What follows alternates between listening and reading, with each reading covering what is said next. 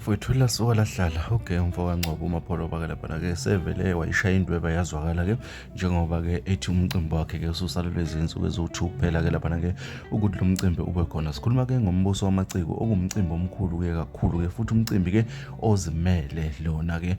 Siyazi-ke laphana ukuthi ungenwa mahhala ha, uyasho-ke laphana-ke kwenye iposti yakhe-ke laphana-ke uthi-ke uyazenzela umathanda-ke laphana-ke ngoba lana-ke ukhipha okungokwakhe anikeze abaculi, axhasa abaculi bakithi. Wona mcimbi-ke lo esike sithi-ke uwumcimbi ohlonishwa kakhulu njengoba-ke sike sabona nabaculi abaningi bephoste ngawo ey'nkundleni zokuxhumana-ke bethi-ke akekho umculo wakwaba ne-complain-ke ngoMapholoba. uMapholoba-ke uzifikela yena ngqo endlini yomculi kaMaskandi noma la umculi asuke ahlala khona-ke azomkhokhela uma engenawo ama-bank details. Kodwa-ke uthi-ke wonke umuntu uhlezi ajabule kulo mcimbi wakhe. Akusho mina-ke kusho abantu bancoma-ke laphana-ke abanye baze bethi-ke iyona World Cup-ke yomaskandi kufuze ngabe iyona le ngoba no complain-ke abaculi bonke basuke bathembile.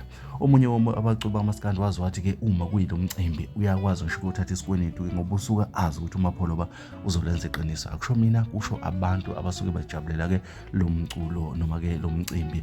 Bathi 2 days left umbuso wamaciko njengoba-ke sazi bafowethu mhla ka-29-ke ngoMgqibelo uzobe-ke ukhona-ke nakanjani. Abantu kuthiwa mabaphelele-ke bonke-ke ngobuningi babo. Thina-ke sikuthatha sikube njengoba kunjalo-ke bafowethu-ke ngicela-ke sidibane kwezinye engizokuphathela zona.